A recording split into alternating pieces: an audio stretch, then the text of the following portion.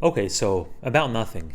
I don't know if it really makes sense to have any feelings at this point about the Nothing One phone, and well, really even about the whole company yet. Or if we just all should wait it out until we can actually hold and use the phone. Sure, I mean, we've seen it looks cool and everything, but what's it like to hold, to use? There's like a whole bunch of questions that any one of us who's really interested would have. But at the same time, what we know so far about Nothing, about their Phone One, about the company itself, all of that is put out there to do just that. To make us feel a certain way about Nothing. Okay, so here's what we know. Nothing was founded in October 2020, and according to their website, it's a London-based company that has a mission of removing barriers between people and technology. Which sounds great, you know, that's pretty neat. It was founded by Carl Pei, the co-founder of OnePlus, of course, who had co-founded OnePlus in 2013, and then left them in September 2020 and founded Nothing. Now, what we can go off so far when it comes to knowing what to expect are really three things. Those are, number one, the quality of the Ear One earbuds, because we can extrapolate from that to know what to expect with the phone. Number two, what the company says about itself and about what it's gonna do. And number three, what's online so far about the phone.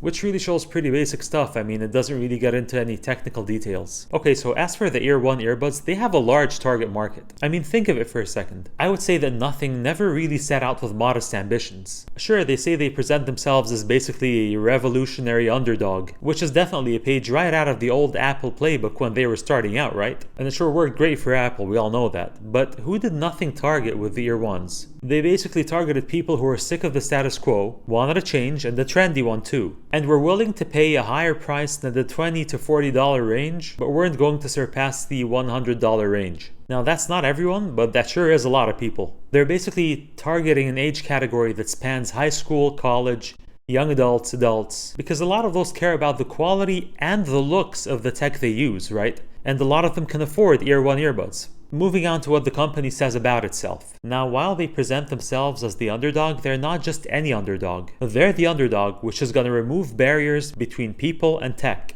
The ones who are gonna do that. That point is like essential to their story. It's how they position their brand and their products. I think that's genius. I love it. But I gotta say I'm kind of skeptical about it too. At least in regards to the products that we know they've made so far. Now, can the phone be a great phone for like the price range it's gonna be in? I think that's a real possibility. But at the same time, even if the Phone One is great and everything, it still really isn't nothing. It's still something, isn't it? To put so much emphasis on the idea of nothingness, the company should have a quantum leap for smartphones, or any kind of communication device that might replace a smartphone. Maybe it would be something smaller, something you would carry in a different way as opposed to something you would just hold in your hand or wear on your wrist. I mean, anything that is in line with the idea of nothingness. But as far as the Phone One is concerned, a smartwatch is more nothing than this Phone One. The footage we've seen so far with the Phone One is refreshing, and while it definitely has strong iPhone 10 or 10s vibes, the work they've done with the backlighting is pretty cool, it's pretty unique. Nothing out there looks like that. Now, what this phone needs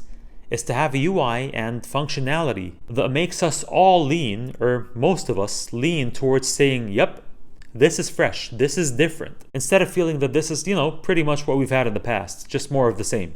Now that is a big burden, but what's made it even bigger is the way Nothing positioned themselves.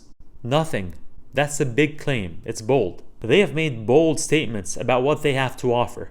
And now is the time to prove it. To back up those claims with fresh and different tech. In line with the Ear One earbuds philosophy and, just extrapolating from that, I would expect the Phone One to be free of bloatware and deliver a clean, simple user experience, just like the Ear One earbuds had a clean design and delivered decent sound. I would think the Phone One's gonna be in the $550 to $750 range. It might be a notch or two below the top offering from like one of the big tech players on the market like Apple or Google in terms of tech specs. But it just might be different enough to make you, say if you were a Pixel 6 user, to really consider switching to it. Pixel 6 Pro?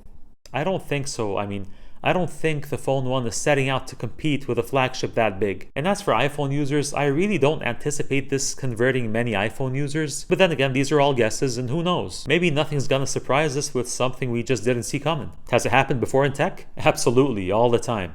Anyhow, that's it for this video, guys. If you liked it, give it a thumbs up, subscribe to the channel, and I'll see you in the next one.